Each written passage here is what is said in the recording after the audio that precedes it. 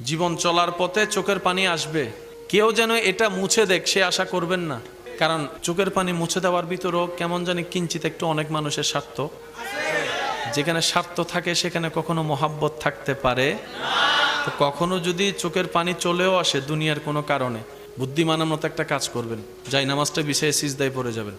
দুনিয়ার মানুষ আপনাকে কষ্ট দিয়েছে দুনিয়া থেকে দূরে রাখার জন্য, কিন্তু আপনি যদি সৌভাগ্যবান হন ওই কষ্টটাকে কষ্ট হিসেবে নিয়ে, অন্তরের সে ব্যথাটাকে চোখের পানি হিসেবে নিয়ে রবের দরবারে সিজদায় পড়ে যাবেন।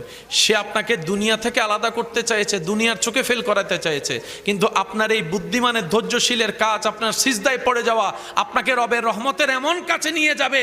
সে আপনাকে ছোট্ট দুনিয়া থেকে মারুম করতে চেয়েছে, ওদিকে আপনার রব আপনার চোখের পানি দেখে খুশি হয়ে আপনাকে জান্নাতও দিয়ে দিতে পারে।